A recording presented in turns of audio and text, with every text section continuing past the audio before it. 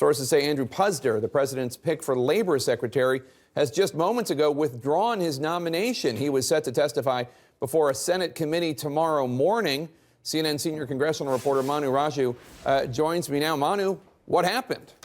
Well, Jake, he didn't have the support. In fact, actually, just moments ago, Sean Spicer confirming this news on the record, telling reporters that he withdrew and that the president is going to have a statement soon. But this after hours, Jake, I am told, of Republicans sending the message to the White House that he did not have the support to get confirmed. A message first conveyed last night, I am told, by a source, as well as this morning. They said that there were 4 firm no votes on the Republican side, and up to 11 no votes on the Republican side as well. So that means that Puzder's chances of confirmation were incredibly slim. There were a whole bunch of liabilities piling up from his views on immigration that some folks on the right did not like because they were a little bit too moderate, but also some personal liabilities from the past, including a messy divorce from some 3 decades ago involving domestic abuse allegations that have since been withdrawn. But at that time, his ex-wife appeared on the Oprah Winfrey Show to discuss the issues of abuse, and that tape has been viewed by members on the committee considering his nomination,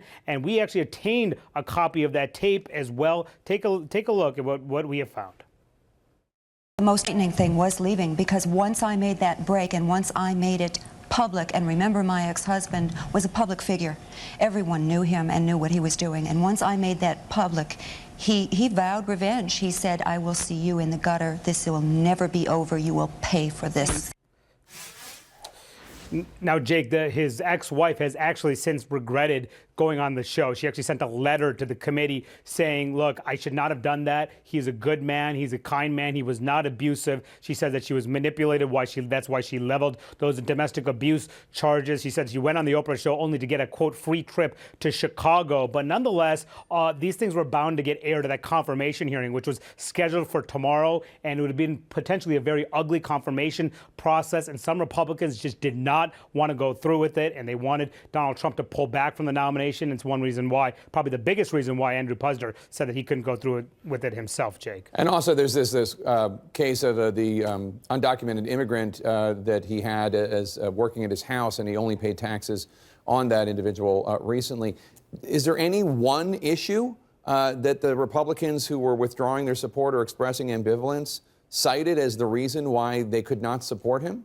You know, it was a sum total of events. Some were very troubled by that episode, Jake, that you referenced, not hiring an undocumented immigrant, but also just a number of issues continuing to pile up. And the timing is also important here. Republicans had just taken a political hit for backing Betsy DeVos to be education secretary, as well as other controversial picks like Rex Tillerson to run Secretary of State, some nominee that a lot of Republicans did not want to support, but ultimately did.